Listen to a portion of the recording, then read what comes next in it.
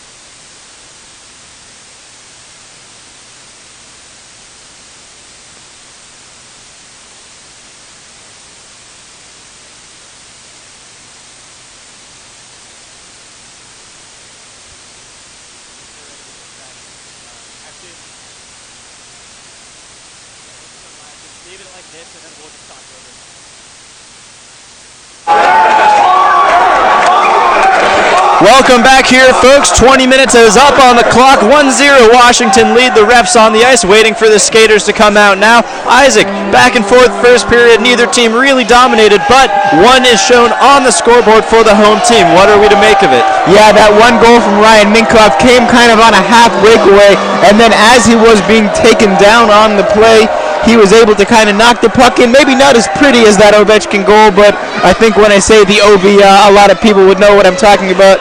Kind of get some idea if you weren't watching at the time, as Minkoff was just sliding on his behind and was able to jam his stick on the puck, put it in the back of the net. Now, as we mentioned, in the NHL, that would cancel out the penalty that had been called on the play. I'm not sure if it's a Pac-8 only rule or an ACHA rule that makes that penalty still be enforced on the play, even though Washington scored right after it. You might be able to hear some of the noise being brought from the fans, as we've talked about time and time again. This is a very tough place to play, especially when it is an I-5 Cup matchup. We want to remind you, Oregon gets their chance to host the 2 games in the I-5 Cup next weekend. Friday and Saturday games at the Lane County Ice Center.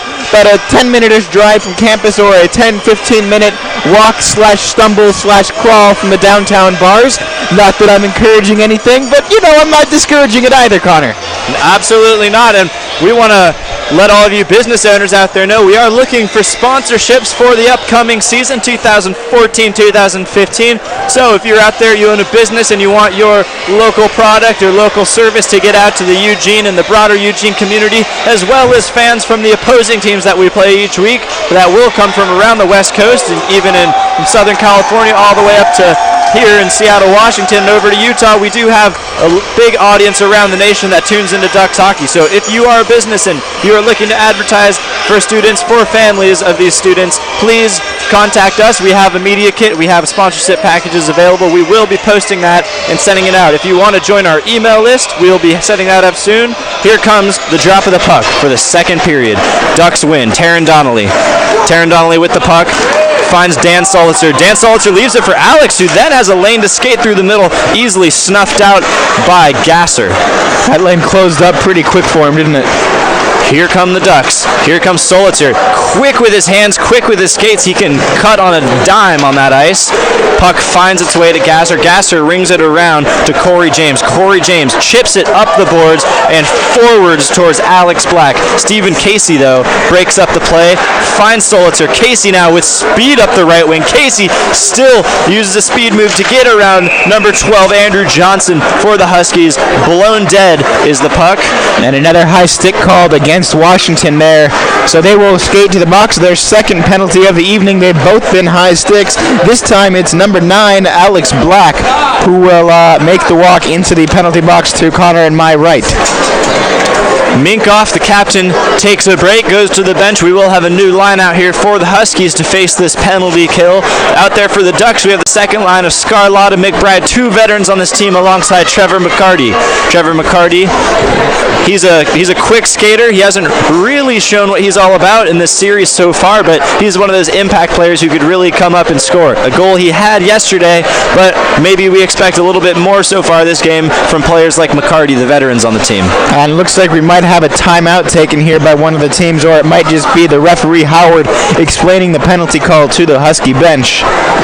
As both teams will skate towards their coaches, and again, as we sometimes talk about, the long change in the second period, particularly for the defenders and for Danny Cockrell and Jacob Gilmore, respectively, making their long strides across the ice to the other half to talk with have both teams talk with their coaches. Coaching staff for Oregon, Rich Salahor, Adams Bernhardt, who's not in attendance tonight, Justin Lacasse, who is. Full coaching staff for Washington, David Kell, Matt Cleaton, and Zach Richardson. Looks like all 3 of them, and in fact, one more coach-type body looks to be on the bench, although I think that actually might be Jason Bartlett, who was given the game misconduct yesterday, and he seems to be in a suit today. That tends to come with a 1-game suspension, and I have yet to see a number 15 on the ice. You might hear actually some of the fans right now. I'm not sure how much of their chanting is getting through on my microphone, but they've been chanting Jason's name, and they've been chanting "Let him play." It's not really a referee's decision. It's been made at this point, but that's not going to stop him from chanting that. The penalty shown for Black on the board. As we said, 2 minutes for high sticking, 2 minutes into this second period. 18 minutes to go here in the second as the Ducks captain Halverson and Dan Solitzer have a short word with the ref. Not the calls that they wanted to go their way yesterday, as there was a little suspect reffing, at least in the opinion of Coach Rich. We got a chance to talk to him yesterday. This was a problem that he had on the same road trip last season and even seasons before that, he told us, Isaac, but he didn't expect it to maybe happen this trip, but once again he finds himself frustrated in Washington with these referees. Yeah, and what are you going to say? I mean, I think a lot of the officiating in this Pac-8 conference gets criticized usually by the visiting coach. And it's something that, Oregon has felt in the past like they've had problems with the officiating. They've actually been criticized for taking dives at Washington in the past, and that's something that when I talked about that with the Ducks last year, they seem to take that accusation very personally. It's not the way they want to play hockey. It's not the type of hockey they pride themselves on playing. And it was the kind of thing where there was a supervising referee in attendance at the I-5 Cup only in Washington last year. And if the Pac-8 feels the need to send a supervising referee to the game, well, a fair amount of complaints made by other coaches against the referees that work the games here up in Olympia too. Olympic View rather, at the Olympic View Ice Arena and Mount Lake Terrace. Ultimately, the refs are reffing both teams out there.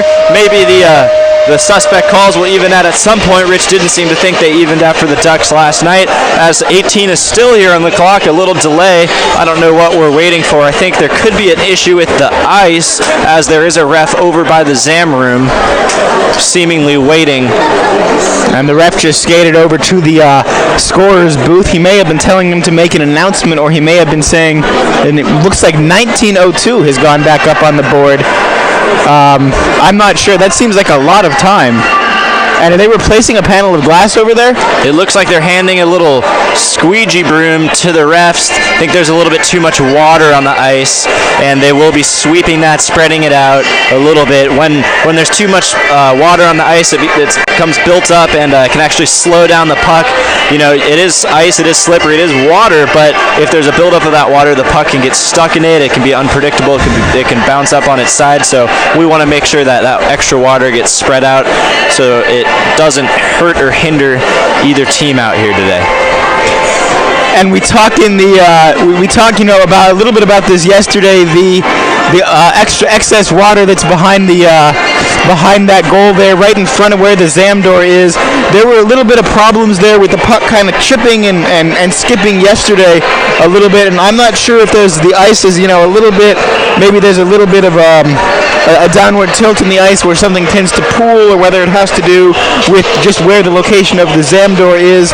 Whatever the reason is, that particular end has really been the only area that has not been perfect ice, and a big ice surface here, and it's been real smooth for the most part. We want to remind you at home to take part in our photo contest. We'll remind you parents out there, please send in some embarrassing photos of your Ducks ice hockey players from when they were in their younger days of skating. You can see our email up on the screen right now, OregonClubHockey@gmail.com. You can follow us at Twitter at Oregon_hockey. Please send us your photos either way. We will collect them and we will post them up on the broadcast for all to see tomorrow. Maybe to the rather than tomorrow, next week at the second half of this series. Maybe not to the amusement of the skaters, but hopefully you fans out there will like it. And for Isaac and my favorite photo, we will be giving the winner a small little prize at Parents Weekend. And I think the players will have a good time with it too. Hockey players are always ready to embarrass themselves. Trevor McCarty out there for the Ducks, facing off against, once again, I'm going to say it's hard to see these purple letters from the distance we are at against their black sweaters, so I'll do my best with the Washington names. Halverson now throws it on net. McBride there with the quick snapshot right into Gilmore's chest, who covers. It looks like they're still having a little trouble with the water over there, as I saw Gilmore, the goalie, trying to push some of that water out of his crease. Yeah, and goalies are always very particular with their crease. It's one thing that I've always found very amusing. If you watch netminders, right after the ice has been scraped, a guy spends all that time making the ice real nice, and then a goalie will immediately mess up their crease. Puck still in the Washington zone with the Ducks on the power play. Scarlotta in the second line out there for the Ducks for this power play with McBride, McCarty, but we have the top D line out here of Halverson and Taron Donnelly for the Ducks. This is a scrappy line. It's a good line. They were successful yesterday. I think this power play time they're getting is much deserved. Yeah, it is, and there's a lot of different looks here for the Ducks to go to. You have a guy like Halverson who can take that shot from the point. McCarty good with deflecting it. McBride good from sort of a medium distance kind of sniper. A lot of looks for the Ducks here. Here's McCarty. McCarty now takes his space, tries to find short side right under the pad of Gilmore. Unfortunately for McCarty, it was pushed wide. There might have been a little 5-hole there for him to go at if he wanted it. Here's Halvey. Halvey finds McBride. McBride on net, bounces off the pads. McCarty, just as we were saying, there to try to slam in the rebound. Covered by Gilmore. Well covered. Gasser also there in defense with Vandermoon, doing well to protect against this pretty potent Oregon power play. And those kind of goals that you score like McCarty had yesterday, and he almost had another one there, that's a hard-working man's goal. And I think sometimes if you're not familiar with the game of hockey, or if you've never been the guy taking abuse in front of net, you might think it's kind of a bit of a poacher's goal. But it takes a lot to be able to get that puck, get the stick on your puck and deflect it in on net. Here come the Ducks with Stephen Casey and Alex Solitzer behind the net, just pressing that puck up against the board to this skate so the Ducks do not lose it. Casey comes out with it, had an opportunity to get a shot on net. Good defense from the Huskies as they clear it the length of the ice, and Cockrell will settle the puck. 17:50 left in the second period of play. 45 seconds left on the penalty to Alex Black. Here comes Stephen Casey with space on this large rink through the center. It was touched down with a high stick from a Husky. The faceoff will go into the Huskies' defensive zone. Yeah, no penalty on the play that time, but they will stop it and have the faceoff to the left. It looks like of Jacob Gilmore. Michael Luke out there on defense for the Ducks, as is looks like Chris Stankovic, the other D-man, Connor Casey, and the Sully brothers out there as the forward line. Here are the Ducks. Here's shot now behind the net.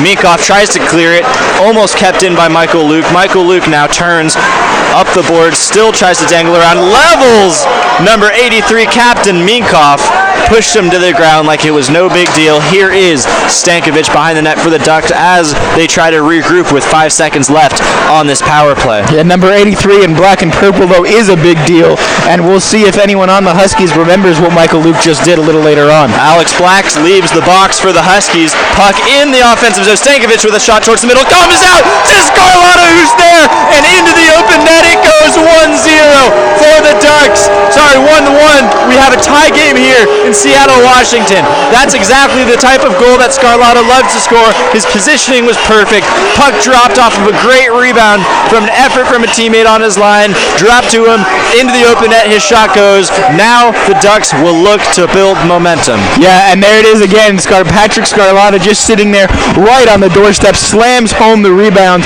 ties us at 1. 16:52 left in the period. I believe the penalty had just expired, so not a power play goal, but really set up by the dominant power play for the Ducks. A lot of shots, a lot of offense, and Patrick Scarlata able to put the rebound in. 1-1 the score. At risk of sounding like a broken record, we want to remind you to come on down to Lane County Ice Center next week for the second half of this series at 7:30. We have 7:30 puck drops for both games, Friday and Saturday. It is Greek weekend, so come out with your fraternity and your sorority. It also is pit crew night on the Saturday, so if you are an Oregon fan, you are part of the student section and you should be at this game. It will be exciting, it will be fast, it will be hard hitting. Here comes Jake Yale, the freshman. Jake Yale, he finds Jesse Leonard. Jesse Leonard now dangles. Leonard finds Patrick Taylor. Patrick Taylor finds Leonard again. Leonard throws a puck towards the middle. Coming in was Brock Burgess, broken up before it was able to get to him by a Husky. Here come the Huskies on net, easily deflected wide. A pretty weak effort from the Huskies as Danny corrals it wide. Here come the Ducks. Jake Yale chips it up the boards, well kept by the Huskies' number 17, Remedios. Yeah, real good job by Remedios there to keep that puck in the zone, and again a good job. I think it was him again. Need a knee contact we have for Jesse Leonard, who's hobbling right now. Instantly when that contact was made, he went down to his knees. He'll be looking to get out of here. He'll be looking for a whistle. Another big hit on Leonard. Well, he won't have to, he'll be able to get off very easily because he's going to take a penalty here on that. Probably a cross-check on that one, going to be the call. And he'll get a minute to sit down. Frustration showing through after that knee-to-knee contact. Those are the type of hits that can end careers, and obviously a player never wants that to happen, and they're frustrated when it does, especially if they don't think it's their fault, even in what kind of looked like an accident situation there. We'll keep an eye on him. We'll make sure he's okay. Now he's sitting in the box. Well, there will be a power play here for the Washington Huskies, 5-on-4 against the Ducks. Yeah, and we'll have to see if it's 2 minutes or more than 2 minutes that's put up on the board, because it was a pretty long explanation that the referee gave to the scorer's booth. Usually that indicates that it's a bit more than 2 minutes, although it's not as open and shut here.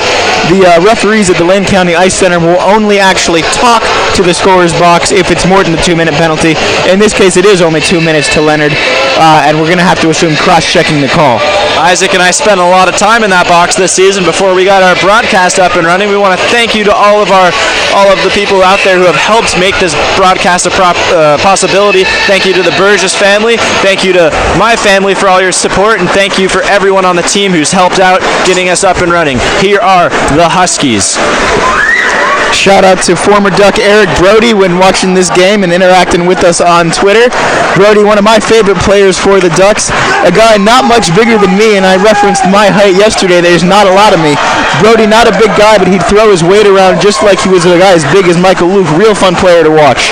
Andrew Johnson now for the Huskies, rings it low. Now a battle for the puck behind the net with Halverson involved for the Ducks. McBride forechecking. Here come the Huskies. Huskies along the left wing find the point. Here's Gasser, who made that his home yesterday. Gasser at the point, looking to get a shot. Good puck movement from the Huskies. They throw it across. Could have been a chance. Goes wide. Out of the zone. The Ducks unable to change as Washington has it back. Here comes Minkoff. Minkoff skating with some time, with some space along the right wing. Content to hold on to the puck as no pressure is coming. He finds Gasser. Gasser finds a man low. Back up to Minkoff. Minkoff back to the man low. This is 18. Corey James. Corey James winds up a shot. Corey James shoots. Deflected. Great pad save. Blocker save, rather, from Cockrell. Here comes number 12, Andrew Johnson. Andrew Johnson to Minkoff. Minkoff back to Johnson. Johnson thinks about shooting. Finds Minkoff. Minkoff does shoot. Deflected in front by Halverson. McCarty now with the puck. McCarty not quite enough on that backhand to get it out of the zone as it drops to Minkoff. Minkoff uses his quick skating and his good leaning ability to make some space for himself and wrap it around the net. Yeah, Minkoff, another player, real fun to watch him skate. Really, real strong skater and real strong with his stick, keeping control of the puck when he does make those moves. Great shuttle pass to Gasser from Minkoff, or from Andrew Johnson, rather. Here's Gasser at the point. Gasser finds Johnson. Johnson thinks about shooting.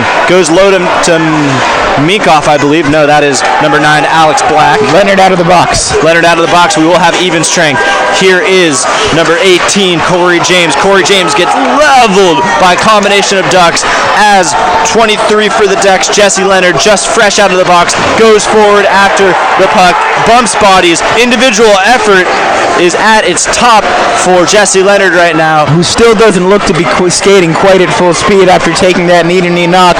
Hockey players never like to show any weakness, but he doesn't seem to be quite at 100% yet.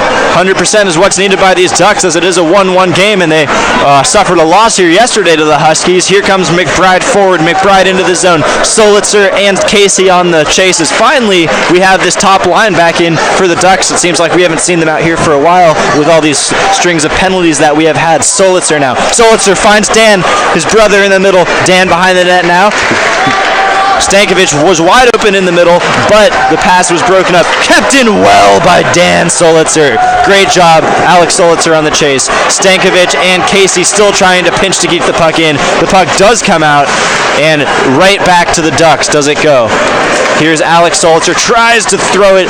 Didn't take a look at where his brother was, but he tried to get it there anyways. Seemed to know exactly where he likes to hang out on the ice, right by that blue line, ready to break forward. And here he is, Dan Solitzer. Not quite able to get his puck.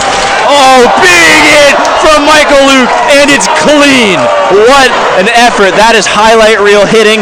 And followed by highlight reel stick handling from Solitzer. Almost finished off with a goal. Solitzer still, after that great dangle with the puck, uses his glove to corral the puck on its side. Hard to control a puck on its side.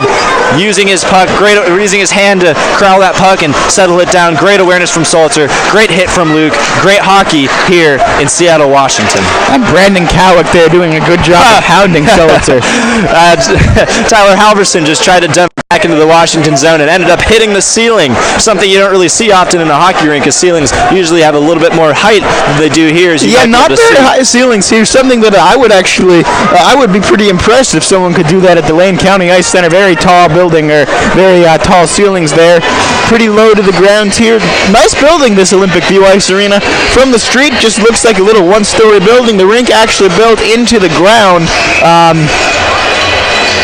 The rink is built into the ground. We have a little Gladiator Arena-esque situation going on here, as you might have seen during the intermission as we panned across the audience. We have cheerleaders out here, the dance team out here for the Huskies. A great showing from local fans. We had a lot of Husky fans and Duck fans come up to us tonight thanking us for the stream yesterday and said they decided to get their families and come out here to watch the game tonight because they enjoyed watching us online so much last night. So thank you all for tuning in. Thank you all for staying tuned in. Please do share the link with your friends and family. We want to get as many viewers as we can, so hopefully we can help out the team with some revenue-creating possibilities. The puck is in the Husky zone. Here is Scarlotta centering the puck, nobody there. On defense is Jesse Leonard and number 26, Brock Burgess. Brock Burgess closes his skates, but the puck trickles through. Cockrell does well to save it. Abate having a little shoving match behind the net, nothing coming of it. Great heads-up awareness, great play from Danny Cockrell to get that covered. Well, the one thing that will come of it is a penalty on the play. The referee immediately with the arm up. We'll see who goes to the box. It looks like it will be a duck. McBride, he tapped on the shoulder, but nobody going to the box yet.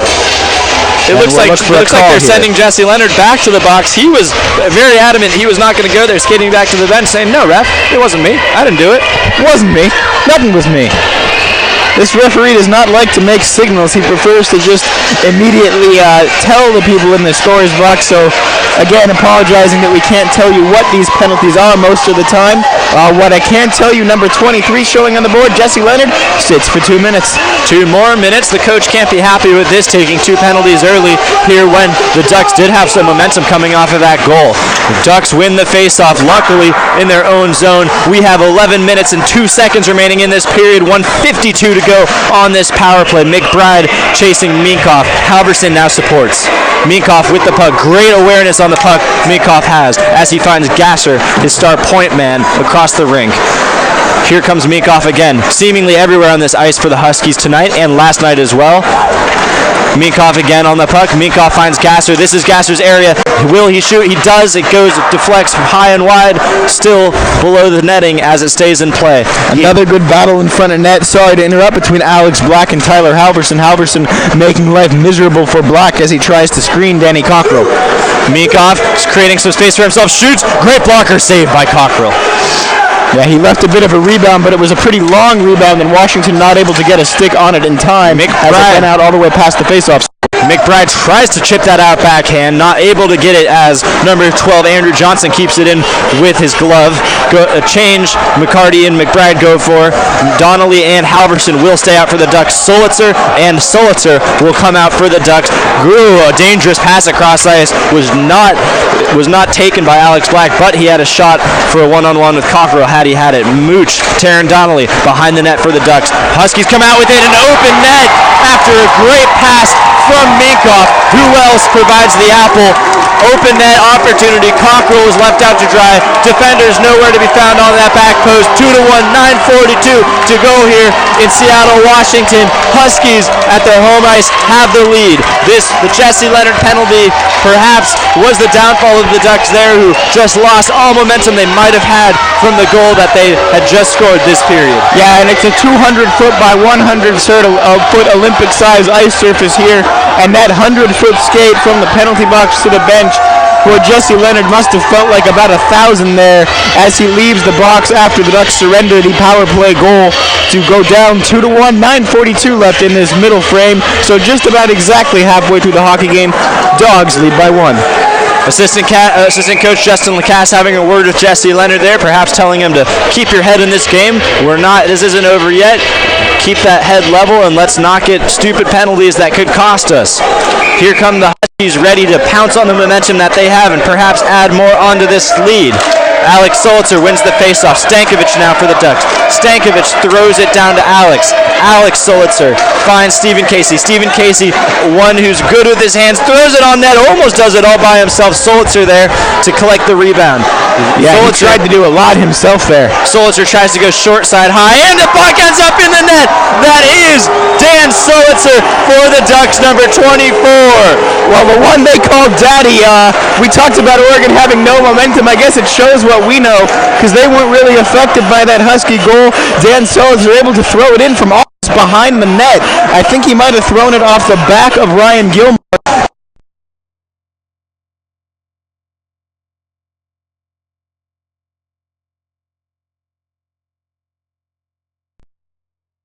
post. All he had to do was cram it in the open space between Gilmore's pads and the post, and he does find that space. That momentum that I had just talked about that was lost is now back. 2-2 game. Everything's up for grabs here in Seattle, Washington. Here come the Ducks. Jake Yale for the Ducks. Dumps it in the zone. Abate on the chase. Here come the Huskies now. Very quickly the other way. Here is 22 unlisted on this roster with the puck.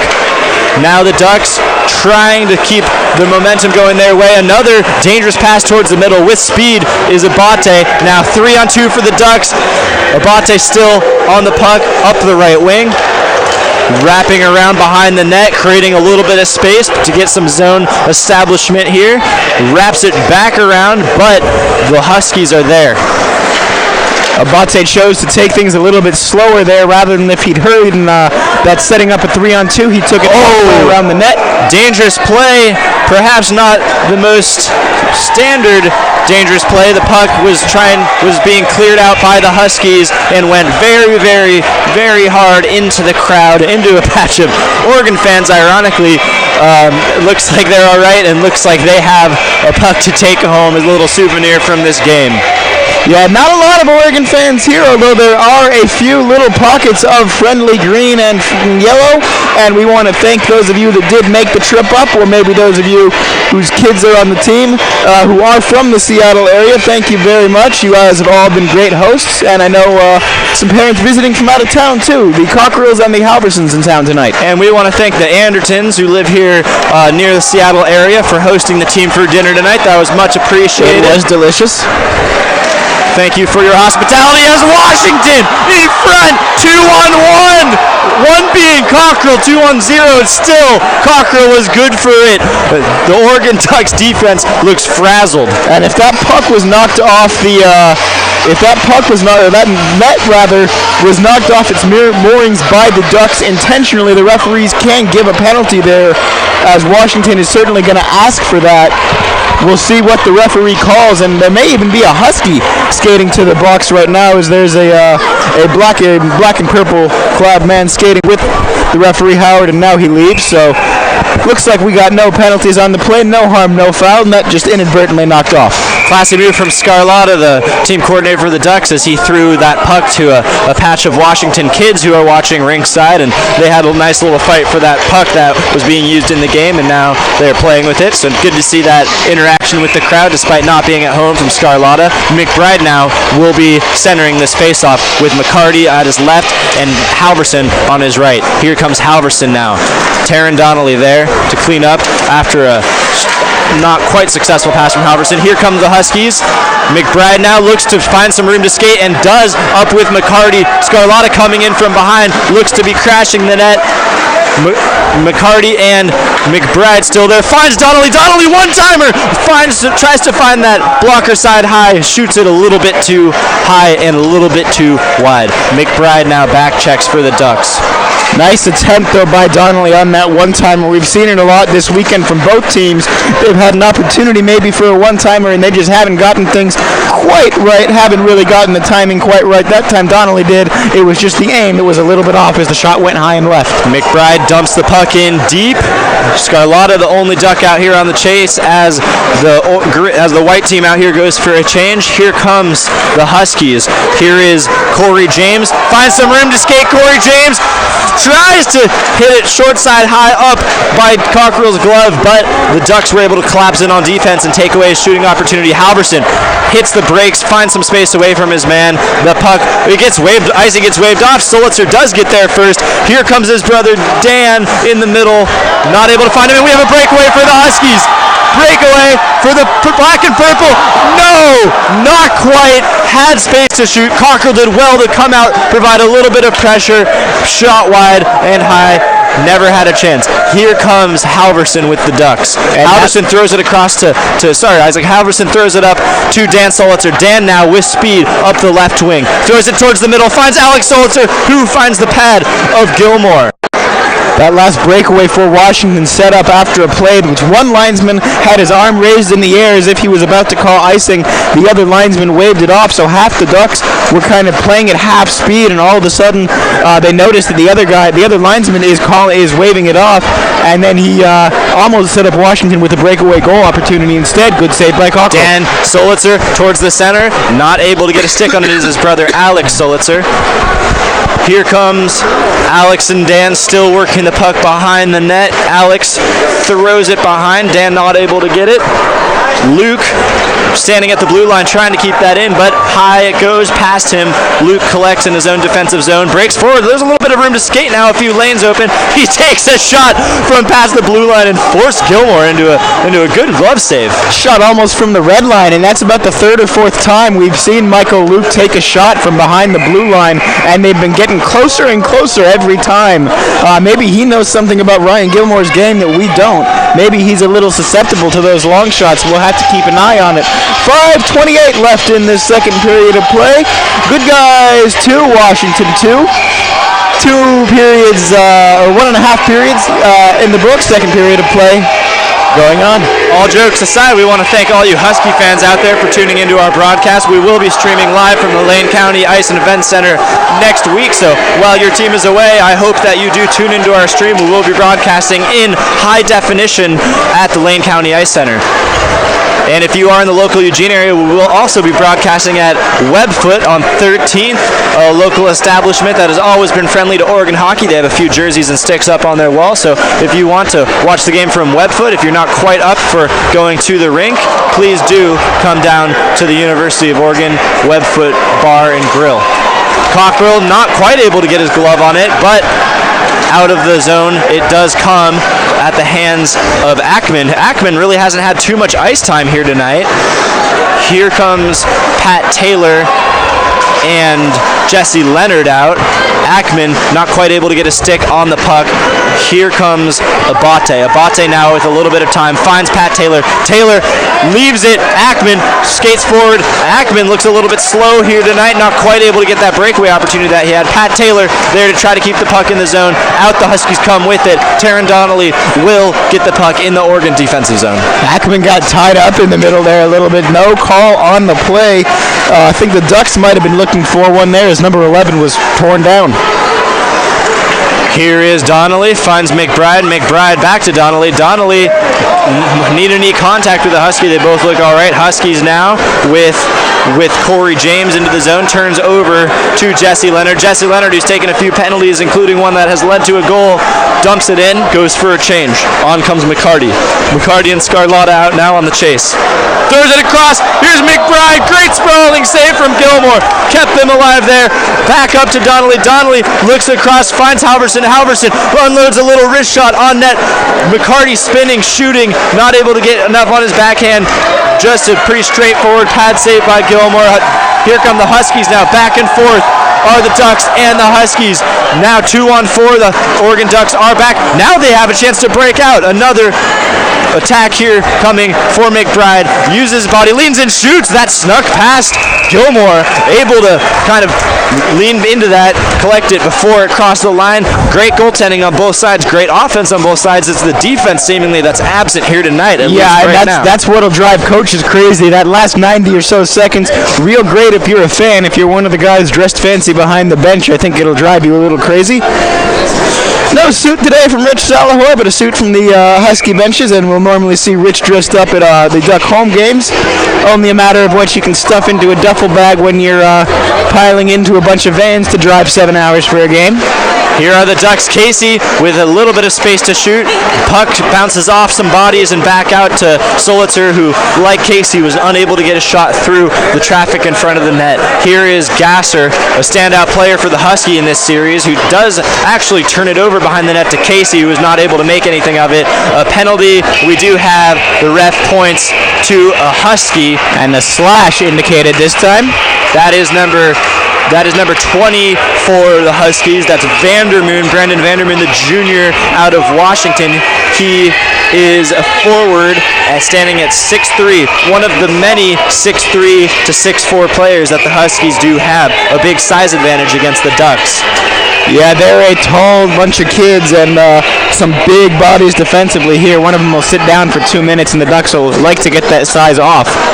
Here is Casey. Casey taking a little space towards the middle, shoots into traffic. Dan Solitzer screening the goalie. It did get deflected wide. Here is Alex Solitzer. Alex Solitzer makes some space for himself.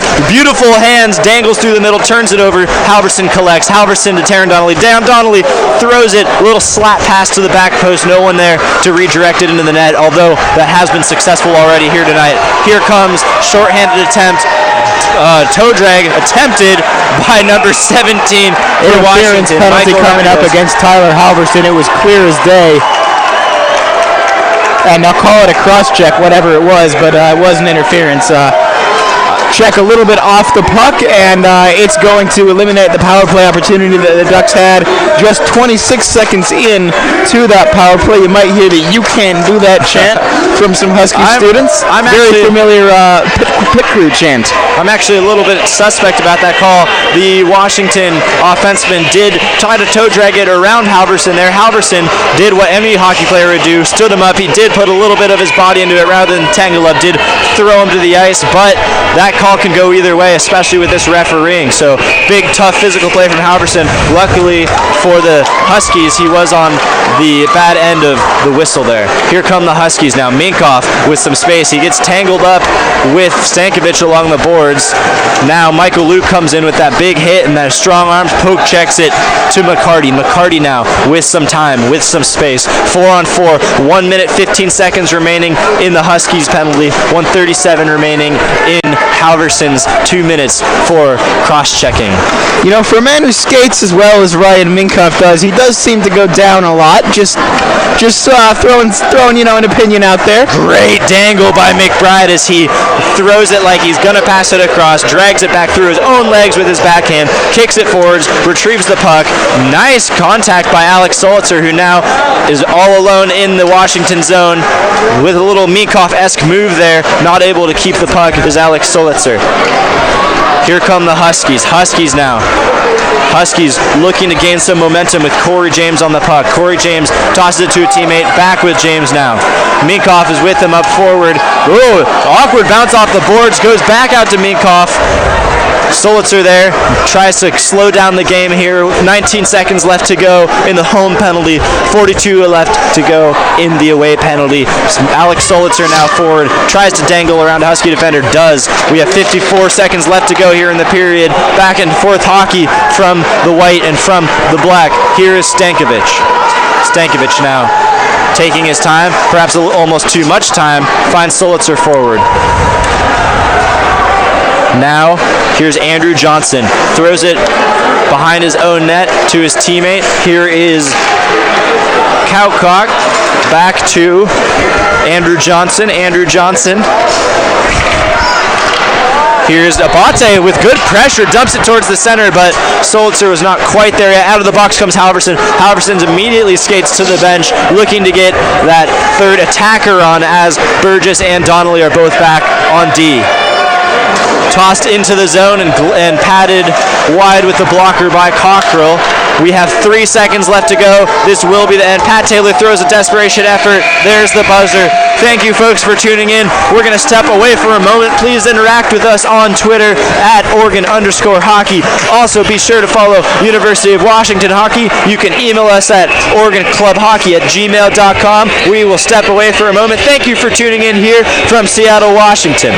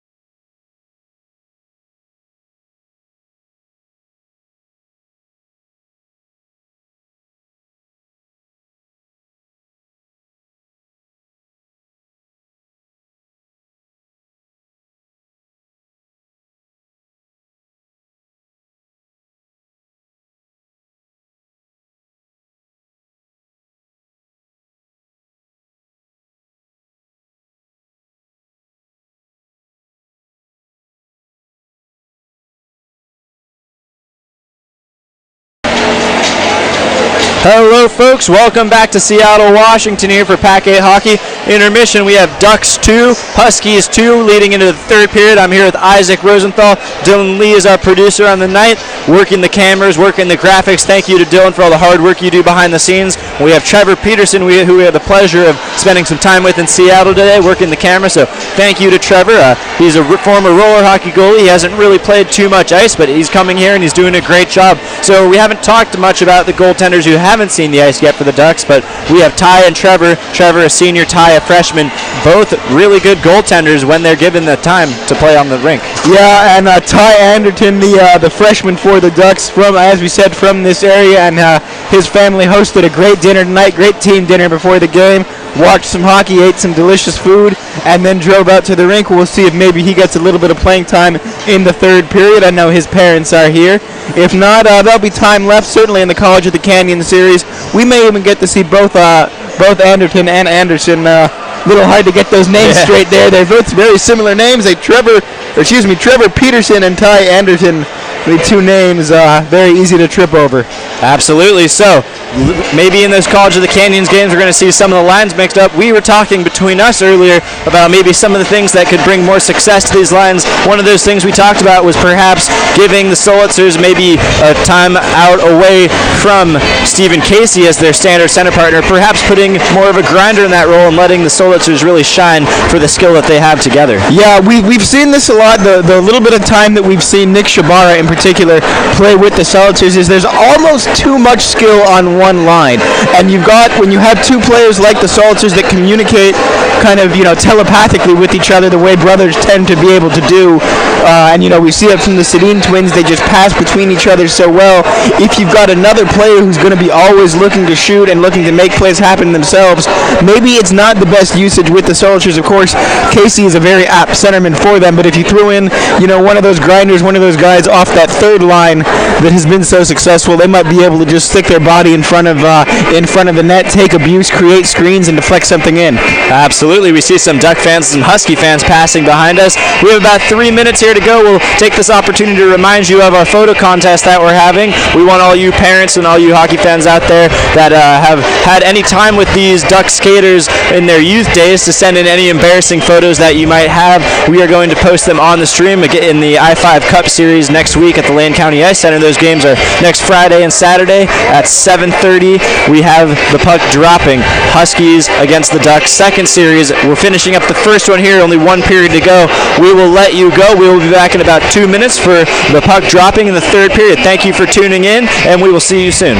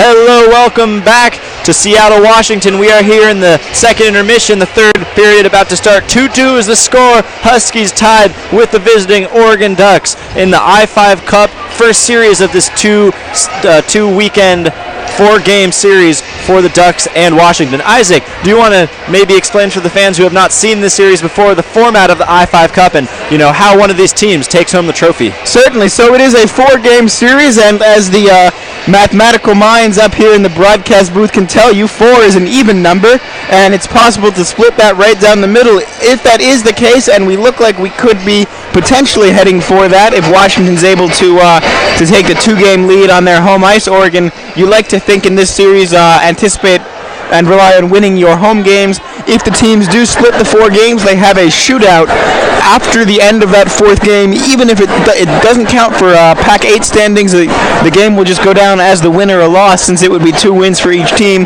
and then they'll just for the spirit of competition, that shootout, and the winner of it gets the trophy. Otherwise, if one team can get a sweep or a 3-1 series win, then they get the I-5 Cup. And as you may have seen on the banner, it has been a bit of a streaky rivalry. Washington will win it a couple years in the row.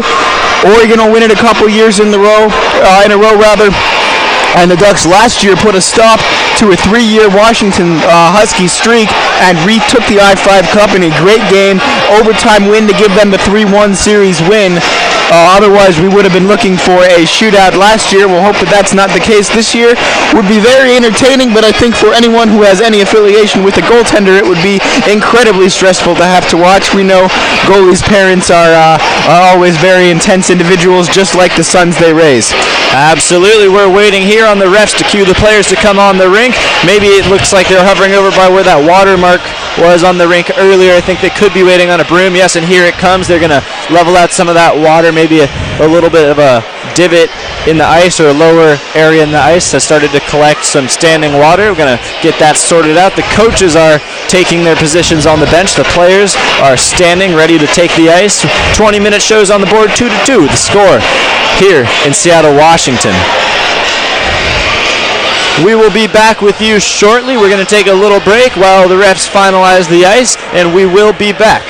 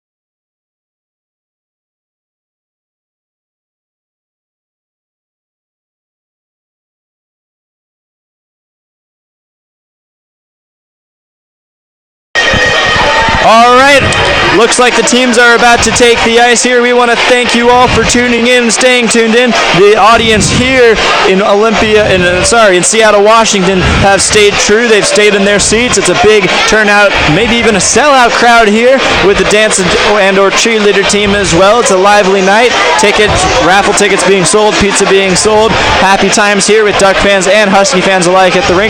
We want to throw a shout out to Twitter and everyone interacting with us there, including Tammy Taylor. Pat Taylor's mother sent us a beautiful photo of the sunset in Kona. She is 2,600, almost 2,700 miles away, and through the beauty of technology, able to watch this I-5 Cup game. So thank you for sending that picture. I am jealous of you being in Kona, but certainly also grateful to be here with the Ducks in Seattle. Thank you for sending that picture, and we will remind you, you are on duty to send more pictures, as we will be identifying the most embarrassing picture of the Ducks skaters next week at the second half of the series in the I-5 Cup. Please email us at OregonClubHockey@gmail.com or tweet the picture at Oregon_hockey. And the winner of that contest will get a prize at Parents Weekend. If they're not able to attend Parents Weekend, we will ship a small prize to them. So please do send pictures our way. We want to fill some of these airwaves with something other than our voices that you may or may not be getting sick of at this point. As the Ducks take the ice and the Huskies take the ice, the crowd is making noise. The broadcast booth is making noise. The skaters are skating out with aplomb. It's going to be a crazy third period. These teams do not like each other. They do not like being tied. There will be a winner in this game. Yeah, and this next 20 minutes, probably the most important 20 minutes of the I-5 Cup for the Ducks. If they can get a lead, basically right now what you have, this boils down to this all-important second game in Seattle, which is oftentimes where the I-5 Cup game is won and lost. If Oregon goes down 2-0 in the series, they can win 2 games at home. In fact, you'd probably say they would be the favorite in each of those 2 games, but it leaves them absolutely no room for error if they go into that 2-game series down 2-0. So here you basically have a 20-minute hockey game. We start, it's 2-2, but it might as well be 0-0, Connor. And if Oregon can just win 1 period, they can go home with a split on the road, and if they do that, they'll be able to really have a lot to play for and not quite as dangerous a situation as they'd be in. They wouldn't be out of it if they lost tonight, but they would have absolutely no margin for error if they lost tonight. So right now, this is a very, very important period for the Ducks. At the same time, for the Huskies, if they can win 1 period, which I'm sure was the message from both coaches in the locker room, they have a stranglehold on this series. So a very important, very intense 20 minutes of hockey coming right up. It's an even playing field now as the white-sweatered Ducks and the black-sweatered Huskies take the opening face-off. Won by the Huskies, turned over to Stephen Casey, who takes a quick shot, the first shot of the period, off net. Casey almost had a chance to take a shot right from deep in the slot on Gilmore. Not quite able to get a shot as the Huskies regroup. Huskies now with some puck possession. Beautiful pass up to number 17, Remedios. Remedios takes a shot, deflects high and wide into the netting. We will have a whistle. Puck will stay inside the Oregon defensive zone. Great playing from the Huskies. Yeah, less than 30 seconds into this third period, and already you can see how much it means to Oregon. Great opening sequence from the Ducks. They nearly scored off the opening shift. All right, here we go. We have Alex Solitzer against Minkoff, the captain of the Huskies, who's been very active in this game here tonight. Halverson not quite able to get a stick on that. Now he does. Up to Dan Solitzer, looking for Casey across the rink. Pass a little bit too fast for Casey to catch up to, but Solitzer is there to help him out. Washington, though, now with the fast break 4-on-3 against the Ducks. Great skating from number 18, and it is a goal from Corey James after some silky dangles through the Alex Solitzer finds himself in front of Cockrell, sends home an effort into the twine. We have a 3-2 game. Huskies jump out to a lead. Home rink goes nuts. Isaac, what happens now? Yeah, Corey James did that all on his own, and right now, as we talked about, if UW can hold on to this lead, they'll have a stranglehold on this series. So you're going to see Oregon really batten down the hatches defensively and try and get some kind of an equalizing goal in there. McCarty, Scarlotta, McBride, Luke, and Stankovic out for the Ducks. Here we go. The puck drops to almost not even a minute into this third period. Huskies jump out to a lead. McCarty now with the face-off against number 22's unlisted on this roster for the Huskies. Sorry, that is number 20, Vandermoon for the Huskies. Here's Patrick Scarlotta, sends the puck deep behind the net. Did sound like a whistle, but I think that was the intercom. Here comes McCarty, gloves the puck down. McCarty sends it across, almost finds Stankovic at the point, but broken up by Washington. On the fast break for Washington is Kyle Umlauf. Umlauf gets pounded into the boards by Michael Luke, known for his big body, known for his big hits. He really showed it there. Kyle Umlauf felt that one. Here come the Ducks. Scarlotta now. Scarlotta dumps it up to McBride. McBride slap shot just high, never had a chance, always rising, hit the board, stays in the offensive zone. Great stick play by McCarty, and it is called dead for a high stick, arguably by the refs. Heads up play by McCarty, well done, good skill regardless. Yeah, that's the same blue line that the Ducks had that problem with an offside last night, and today it's a rule that McCarty played that puck with the high stick, maybe a little bit questionable, but all it's really going to result in is a face-off in front of Danny Cockrell, so as long as Oregon can win the face-off, no harm going to be done this time. And the Huskies win the face-off, but Stephen Casey is right there. Now it's time for him to put it into fifth gear. He hits the brakes and slides out. Still blows a tire. Needs to get back now as it's a 3-on-3 for the Huskies in the Oregon defensive zone. Shot goes high and wide but finds Meekhoff. Meekhoff tries to send it back to his teammate. That is number 9, Alex Black. Still puck in front of the Oregon net. Now comes out to Solitzer, who finds Alex Solitzer. Tries to do a little skill move through the legs of the opponent. Unfortunately for the Ducks, he was held up. Now here comes Meekhoff. Meekhoff, little toe drag, little spinorama. Michael Luke read it the whole way. Sorry, Halverson read it the whole way. Shut off the lane. Got the puck. Here comes Dan Solitzer now off of a great pass from Alex Solitzer. Two names we've been saying a lot tonight. Great rebound opportunity in front. Alex Solitzer was a little bit too far behind the play to get there. Here come the Huskies. Halverson corrals the puck. That's Jake Yale. He's been active tonight in the few minutes that he's had. Jake Yale now coming back. Mooch, Taron Donnelly with the block. Here comes Taron. Taron trying to skate his way out of traffic. Turns it over. Now the puck in front of the net is more dangerous than it first seemed. Here's Jake Yale on the puck. Tries to just touch it out. Not quite getting enough on it. Jake Yale still in there trying to get his puck, trying to get his stick on the puck rather.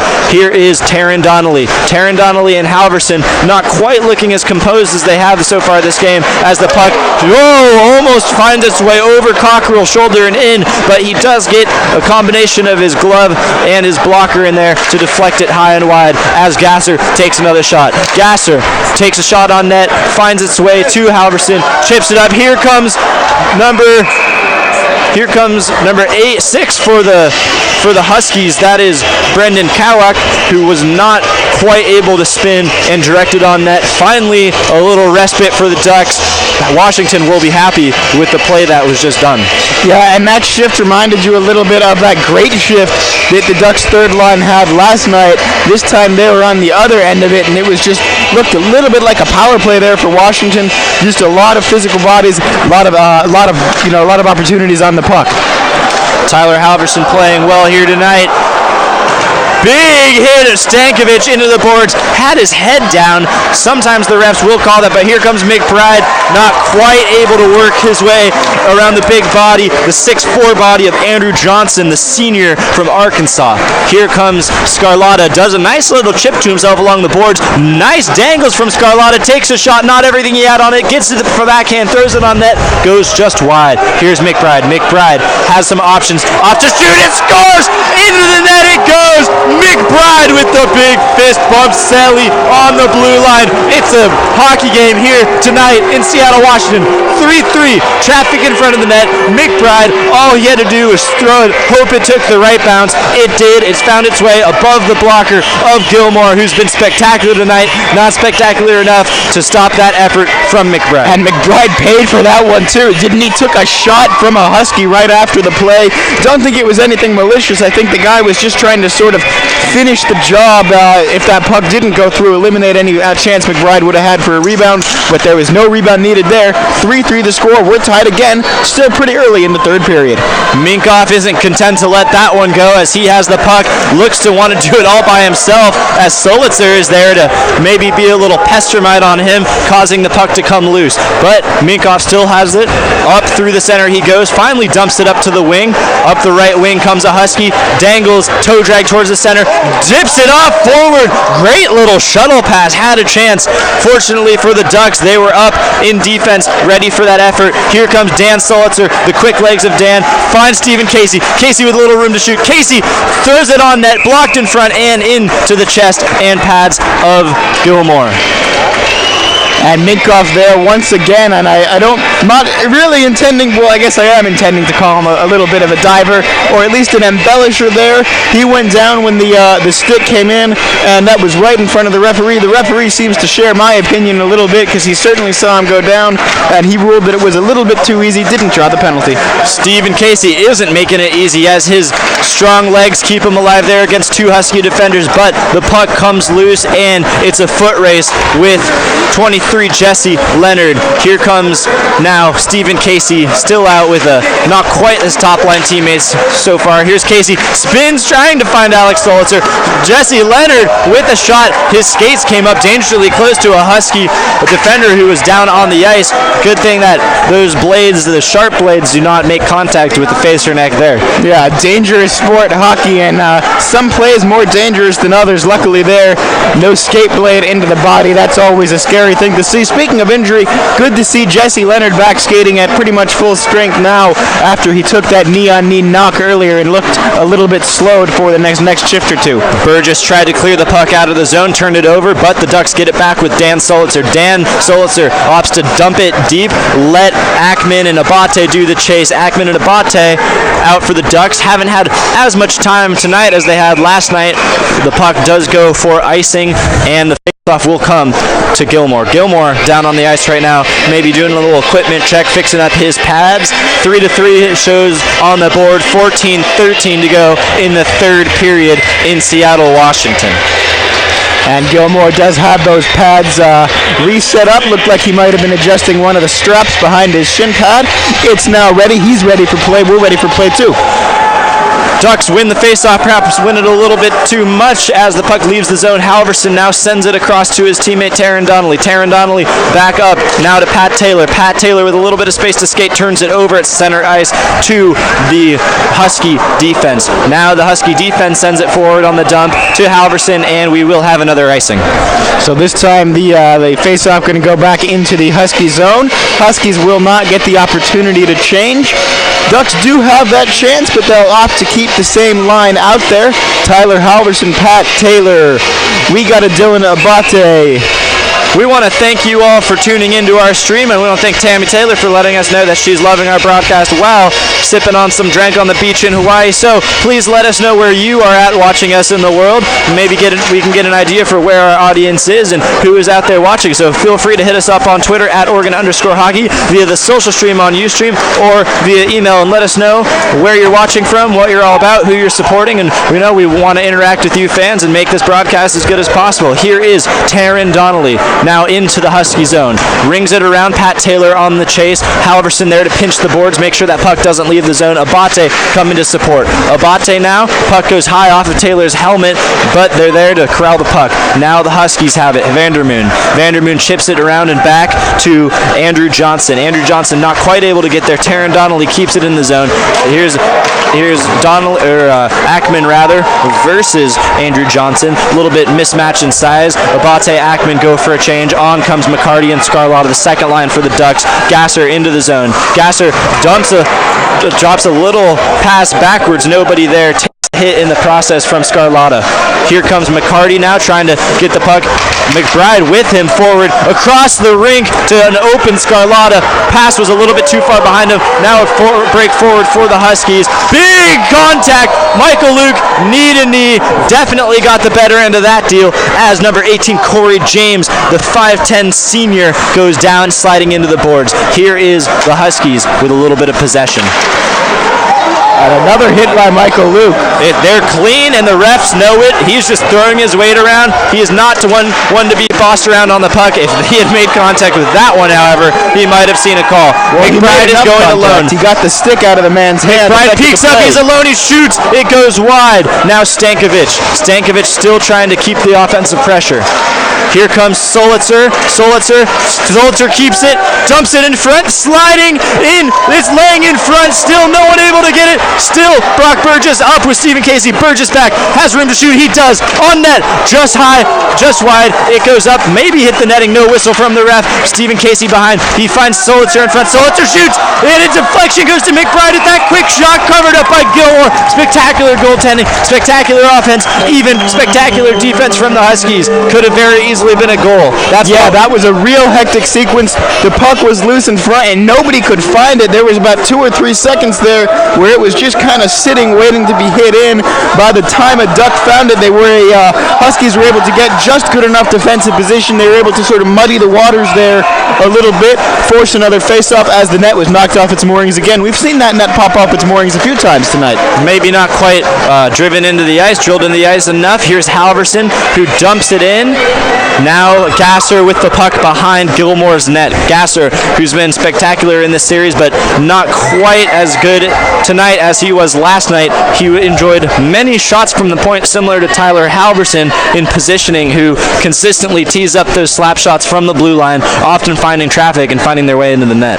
Yeah, that puck going out of play, almost nailing Justin Lacasse as he had to do a little duck there to avoid being Tommy Lasorda at the All-Star game with that one. Justin Lacasse, he's not shy about that puck, though. He spent a successful spell with the Oregon Ducks hockey team, winning 3 championships along the way. Those banners now hang at the Lane County Ice Center. You can come check them out next week in the second half of this series as an opportunity for the Ducks almost going. A little miscommunication between Dan and Tyler Halverson. Halverson, though, able to get the puck. Now Alex steps in on a misguided pass. Halverson now collects the puck. Big hit. Halverson, who's a big man himself, not used to getting hit that hard, crunched into the boards by a Husky. Solitzer spins, tries to find short side high above the glove of Gilmore, not quite able to get it on the net. Alex Solitzer now throws it towards the net. That is Dan Solitzer, who was there waiting.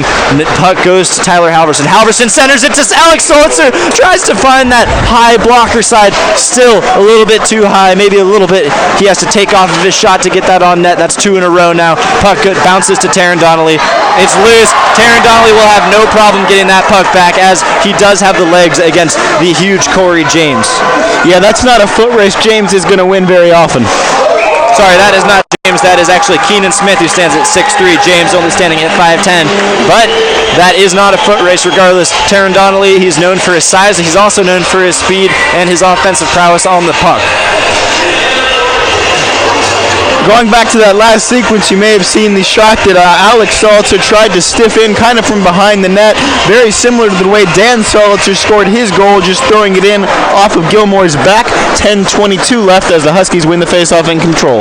I'm having a hard time catching my breath with all this action we're getting with 10 minutes left in the game. The closer we get to the end, the more action we're going to have here on the rink. Here's Patrick Scarlotta, who will dump the puck in, but long after McCarty had already passed the line. A little miscommunication there. If it should come to that, and we are still a long 10 minutes and 7 seconds away from it coming to such a conclusion. If this game does finish, whether it's 3-3 or 4-4 at the end of the third period, we'll have an overtime period at 4-on-4 and then a shootout. And the puck into the Huskies defensive zone over by the glass by the lobby here at Olympic View Arena. Here come the Huskies. With speed, number 18, the big Corey James. Gasser now. Gasser tosses a delicate pass in the path of Minkoff, who almost redirected it on net. Scarlotta now in the chase with James. Minkoff really with an all-out effort there, diving and not taking a dive there, just literally diving, throwing his stick on it. McCarty with a delicate pass up to Scarlotta, who dekes through, not quite able to get his deke, dives to try to keep the puck active in the zone, keep it alive, checks up now as Pat Taylor, aggressive with the forecheck, looking to keep the puck, does not win that battle as Alex Black comes forward, shoots, legs closed by Michael Luke, blocking the effort on net. Here's Dylan Abate chasing the puck into the Washington zone. Washington enjoying puck possession now. 9 minutes left to go in the third period. Here is the Duck, number 37, Jake Yale, and into the glove of the goaltender, number 30, Jake Gilmore. for the Huskies. We want to thank Francesca on Twitter, letting us know she's watching the game from Notre Dame, Indiana. Thank you, Francesca. And if anyone else is watching from any interesting places, we'd be real interested to know where our viewers are coming from. Pretty cool that we're able to sit around in all different places of the country and watch some hockey. That's why it's called Duck Nation. Glad to see support from Duck fans all over the nation. Hopefully we get all 50 states represented by the end of this season. Please do let us know where you're from. Introduce yourselves, as we will be on this broadcast regularly and we will be interacting with fans. Ducks keep the puck alive just barely in the zone. Here comes Jake Yale. Nice drop pass behind to an oncoming Pat Taylor, who dumps it back in the middle, gets caught up in the skates of Andrew Johnson. Pat Taylor now back on that puck. Shoots into the skates once again of Johnson. 2-on-2 forward come the Huskies. Here is J.D. White coming through the center on the forecheck. Pushed down is by Michael Luke. Clean play. Michael Luke isn't taking any prisoners tonight. Here comes Luke again. Michael Luke, another one of those guys we went down to Seattle with today, and he was talking a lot about what was on his mind from last night, as were all the Ducks. This is a game they really want after the way yesterday ended. Absolutely. Stephen Casey now along this left wing, dances around one defender, comes behind the net, looking for a teammate in open space. Halverson is there at the point.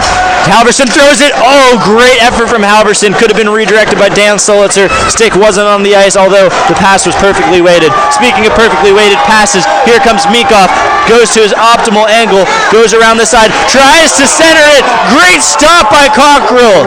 Went under Cockrell's pad. He just pressed his body down, covered up that puck.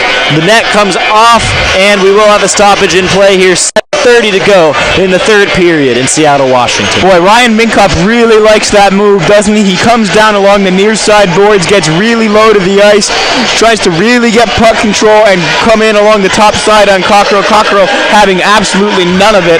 Ryan Minkoff, though, close to having another impact on this game. He's already scored some big goals in this series, the winner last night and the first goal of the game tonight.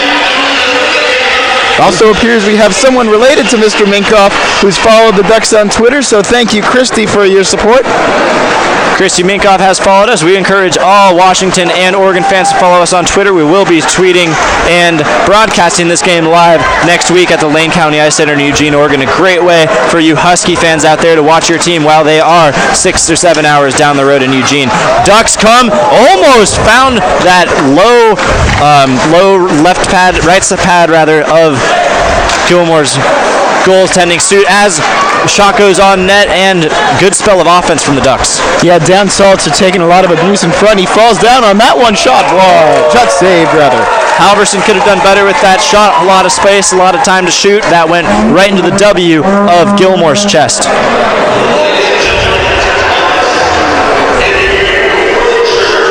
Thank you, Matt Hanlon, who's the former coordinator of the Ducks last season. Did a great job with the team, did a great job on the ice. Thank you for tuning in and watching our broadcast, and thank you for being a Duck fan and a former alumni of the team.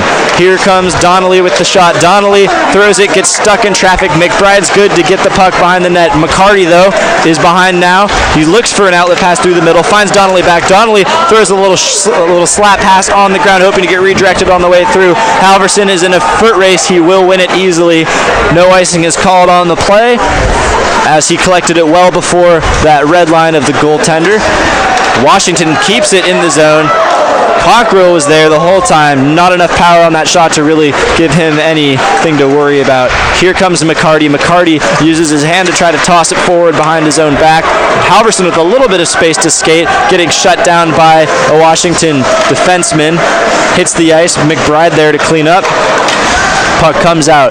3-3 here, 6 minutes to go in Seattle, Washington. Michael Luke throws it. That was a little closer than I think even Gilmore thought it was. Abate now on the chase. Abate will look to throw it into the center. He does. Here comes Stankovic. All the space in the world to shoot, and he finds the hole between the left pad and the glove of Gilmore with a light speed laser of a shot. It goes in. 5:47 to go. 4-3 Ducks. They celebrate to the boos of the Husky fans here in Seattle, Washington. There's a lifeline for the Ducks, who have been behind more often than they have been ahead in this game, and that will be exactly what Rich wanted to see coming into this period. Yeah, exactly, and I wish we had some kind of a camera behind the goal there, because I bet if you could have seen Chris Stankovic's eyes there, they were probably about as big as dinner plates. He had just time to come and go to that puck. He saw it teed up, and he was not going to miss. He put it in the top corner. Ducks lead 4-3, 5:45 left in the third. I think there's a Stankovic out there watching the stream smiling right now. And here come the Ducks. Dan Solitzer throws it forward. Alex Solitzer on the chase. Icing is called off by the ref as the Washington player got there before it went the length of the ice. Alex Solitzer there to get the puck. Minkoff tries to get it. Dan is there to try to break up the play. Minkoff, though, with his exceptional hand skills, cleans up after himself, dumping the puck the length of the ice. Cockrell will leave it for Michael Luke. Michael Luke rotates the puck back to Stankovic. Stankovic, the goal scorer, having a hot stick right now. He finds a beautiful pass over to 91, Stephen Casey of the Ducks. Casey, with a man blocking the view of Gilmore, throws it on. Here comes the puck. Alex Solitzer not quite able to get around a diving skater, and the puck's broken up. Here come the Huskies, 2-on-3. Short man attack here. Dumped into the center. No Huskies were there to retrieve it as number 12, that is Andrew Johnson, dumps it the length of the ice. Ducks have a little bit of time to work up an attack. Here comes Jesse Leonard. Jesse Leonard dumps it in. Looks like his knee is feeling all right. Certainly good to see him back to full strength. Jake Yale now with the forecheck for the Ducks. Around the boards it goes. Jesse Leonard there to collect. Yale in front of the net, blocking the goalie. That almost trickled through. Good save from Gilmore. The Ducks really throwing a lot of shots at Gilmore from distance. You know what? You throw enough darts at a dartboard, one of them's going to stick. You might have just seen Leonard skate to the bench. That's not really a timely change for Leonard, so you must think that he might not be feeling 100%. Here is Pat Taylor and Jake Yale. Good use of his body to protect that puck by Yale. Abate, speaking of good use of his body, throws his in to pinch the stick of the Husky against the boards, taking him out of a threatening position. Great diving play by Brock Burgess to save an attack by the Huskies. It could have been a 2-on-1 there, but his diving effort trickled the puck back to Halverson, who cleared it up. Big hit by Abate, clean hit by Abate, right in front of two referees. No call from either of them as Abate sends it the length of the ice and goes for beautiful play by the number 8 in that shift. Yeah, he just finished the job there on that check. Actually sent his man right into the referee, and he had a great angle on it. Didn't call any penalty because there was none to call. Through that analysis by Isaac, McBride had a shot on goal from close, not quite able to find the open net. Now Donnelly. Donnelly finds Halverson. Halverson with a little bit of room to shoot does. It goes into the glove of Gilmore. I think it was going wide, but a good shot by Halverson. That's what the Ducks want to see out of their captain. A good shot by Halverson, and with 3:03 left, a good save from Gilmore too. Even if that puck was been going wide, he's been letting so many rebounds and not controlling pucks on those long shots. So for him, just as a confidence-wise, a good job to get that, close that glove hand on it, force a face-off, force her to be able to dictate the play. And here is McBride and Scarlotta out for the Ducks with McCarty, Donnelly, and Halverson. It's been a productive line for the Ducks, a threatening line for the Ducks. Washington, though, now on the attack. Tripped up on the blue line, both players for the Ducks and the Huskies. Here comes a little scrum along the boards. McBride loses his stick in the process, picks it up, uses it to pinch number 18, Corey James. And we have 2:35 remaining here. 4-3 Ducks lead. Thank you to Ian Stanfield from Sausalito, California. Myself, I am from Mountain View, California, pretty close by there in the Northern Bay Area. And thank you to Rick Yale, watching all the way from Northbrook, Illinois. So hopefully you guys are enjoying the stream. Thank you for interacting with us on Twitter and via the social stream. We are glad to bring you this broadcast, and we look forward to broadcasting the rest of the season, including next week's I-5 Cup games in Eugene, Oregon. Now, here comes Huskies back to collect the puck behind their own net and regroup, but we will have a whistle for icing. The puck will go the length of the ice. Rick Yale, the father of Jake Yale from the greater Chicago, one of many Ducks from the greater Chicagoland area, including those of you who followed the team in the past may remember Kyle Lederer, or if you followed the team from anywhere close to the actual players, you'd know him as Todd. Nicknames always such a great and fun part of hockey. We have a tendency to call Taron Donnelly Mooch, and all these guys have their own nicknames within the team. Dan Solitzer chips the puck up and through, a puck bouncing on its side, spinning like a coin. Here comes Gasser now. Gasser with the puck in his own defensive zone. Solitzer breaks up the puck. His man checks up. Great little feint by Solitzer. He's dancing. Solitzer finds an open teammate, and it's a goal! What a play from Alex Solitzer. What a play from his brother, Dan Solitzer. That's exactly what the Ducks need. Yesterday it seemed they spent more time in the box than on the ice. Tonight they're here to play, and they go to celebrate, and there's a little swagger in the step of Alex Solitzer, and he deserves it, Isaac. Yeah, what great movement by Solitzer there, and then to just force the goalie to commit, force Gilmore to commit to Solitzer number one, and then he just slides the puck back to his brother, who's able to finish the job. 5-3 the score, 2:04 left, and we will start keeping an eye on Ryan Gilmore in these last 124 seconds left. 2 minutes to go here in the third period. A little cushion is added to the lead of Oregon. 5-3 the score stands here in Seattle, Washington. Cockrell always playing well, and Gilmore, although letting in 5 goals, he has been great in this series. Great goaltending. It's the offense of Oregon that's taking off right now as fans are beginning to stream out of the arena. Perhaps a little bit too early, as a 2-goal lead is the worst lead in hockey. Great diving poke check by Yale. That effort could be rewarded by Pat Taylor on the break. He tries to hit the brakes and leave the puck for oncoming teammates, but it is taken by the Huskies, who now have a chance to power forward through the Oregon defense, but don't take advantage of it as it's back in the neutral zone. Gilmore now starting to look at the bench, waiting for that signal from his coaches. We will again keep an eye on him, see when the Huskies opt for the extra skater. Gotta think it's going to be in the next 20 seconds or so, as soon as they get a chance with some time in their own zone, or in the Duck zone. 1 minute to go in the third period. There will be a call. McCarty and Gasser come together in the corner. Well, and here we go. If this call is going to go against the Ducks, you'll have the opportunity, if you're Washington, to pull the goalie and have effectively a 2-man advantage. Obviously, the empty net is a big risk, but with all of this Duck momentum, this penalty that Trevor McCarty has just taken going to put them short-handed. Actually, it looks like we're going to get one from each team going in the box, so they might be matching, they might be fours. We'll see what the ref opts to do. Usually they will have matching penalties in this situation in the Pac-8. That at least seems to be what the rulings always end up being in Eugene.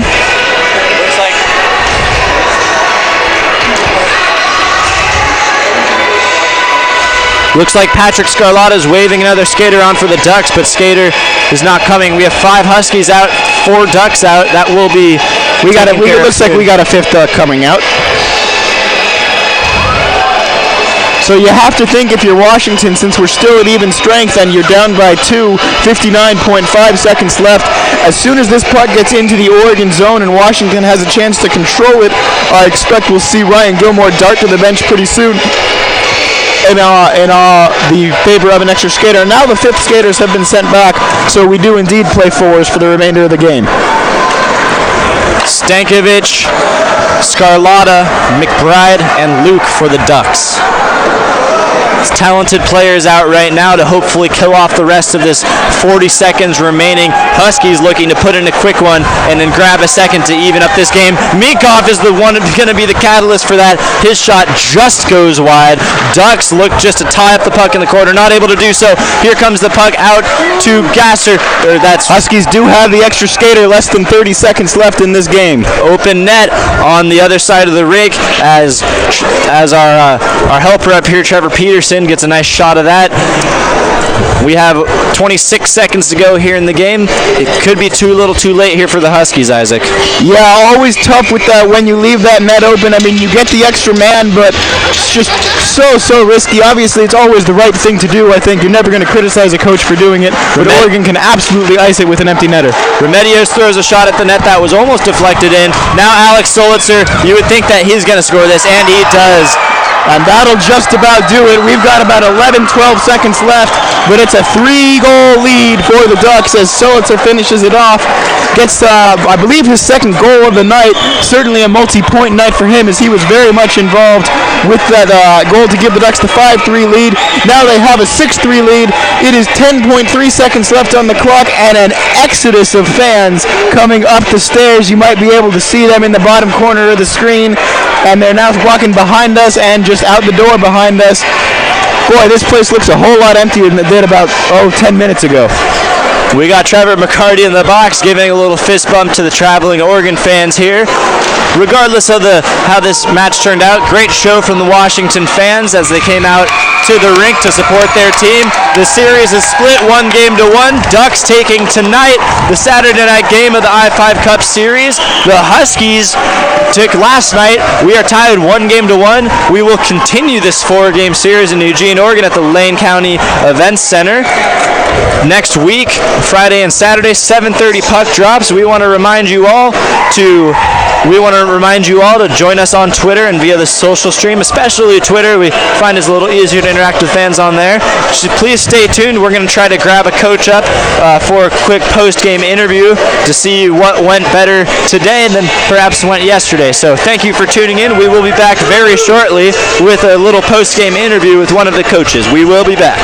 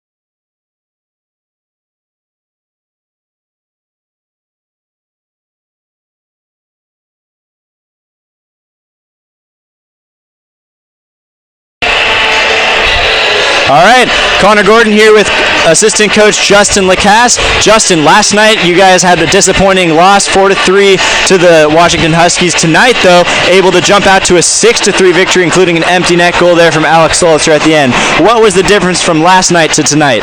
Oh, I think we got the bus legs off. We had definitely had bus legs in that first game, and I don't want to blame anything, but the officiating tonight was a lot better. We managed to stay out of the box, and 5-on-5 we're a far better team than these guys. What did you think of the top line tonight? Solitzer brothers and Stephen Casey. It seemed like they had a pretty telepathic connection with each other, including that great play here at this end of the ice with the Solitzer brothers finishing off a 1-2 pass with each other. Definitely, that play, finished the game. And Casey, this is the best weekend we've seen out of Casey this whole year. I thought he played phenomenal this weekend, but I'm glad to see the first line getting ready for next weekend when they come right back to our town and we do this whole song and dance all over again. Speaking of next weekend, coming back to Eugene, Oregon, we had an awesome turnout here for the Huskies. A few hundred fans out here, a bunch of students. What do you expect from the fan section in Eugene to come out and support? Oregon fans are the best, man. If they can get this many fans here, we can get twice as many. So. Exactly. So please do come join us. Thank you, Lacasse, for joining us here. Please do come join us next week. We will be at the Lane County Ice and Event Center in Eugene, Oregon. Thank you, Lacasse, and tell Rich and the team thank you for putting on a great show. We will be back in just a minute to shut down. Thank you for tuning in. Another successful broadcast, and we will be back soon. Thanks, guys.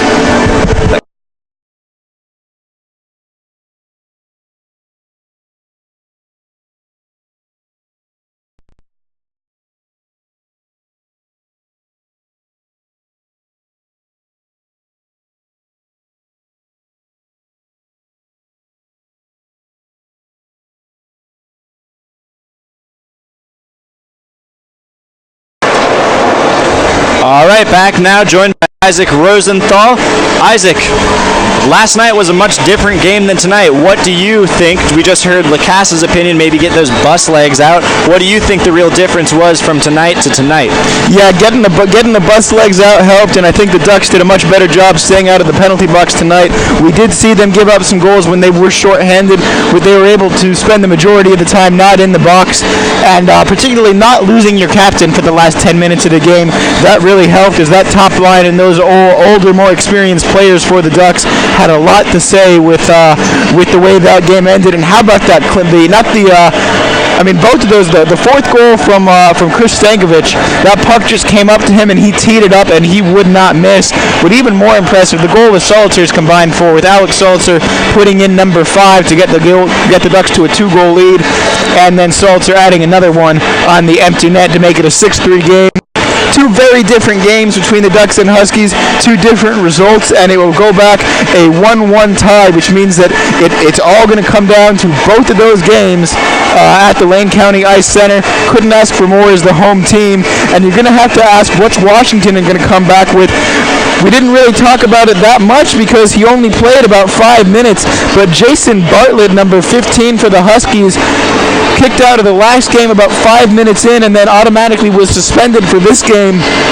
Absolutely. So if nothing else, he's gonna bring something on down to Eugene. Absolutely. So back to Twitter real quick. Ann asked for the second to last goal, which Solitzer scored. I believe that was Dan Solitzer. It was Alex, actually. I just went down to the scorer's box to confirm that. It was Alex Solitzer. So thank you, Ann, for asking us questions on Twitter for clarifications, and thank you, fans, for tuning in. We will be back in 1 week on Friday at 7:30. The puck will drop. We will see another fierce battle between these teams, and for some reason, I think it gets a little chippier in Oregon than maybe it did here. So yeah, we'll have to see. There's particularly that fourth game when there's no more Pac-8 games left. I believe it's the last conference game of the season for both teams. So the way fighting works in this league, for those of you who don't know, it's 5 minutes and a game and the next game. But if it's the last conference game of the year, there has been a tendency to be some fisticuffs in the fourth game of the I-5 Cup Series, especially when one team is trying to avoid getting the 3-1 series loss.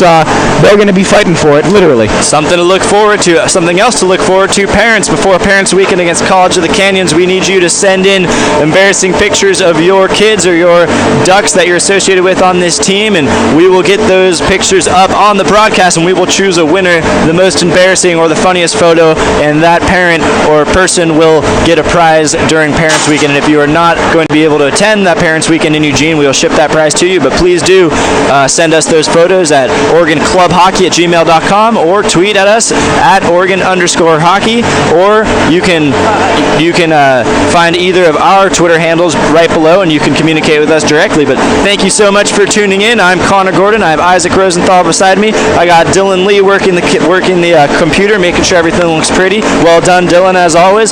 And we had Trevor Peterson up working the camera. So thank you, Trevor, and thank you, Ty, yesterday for volunteering to do that. I think they had a lot of fun doing it. We have a lot of fun doing it with them. We have to break down our setup now. We're getting ready for a night of celebrating, and I hope you are too. Thank you from all around the world, from Hawaii to Illinois. I hope you have a good night, and we will see you in a week. Goodbye.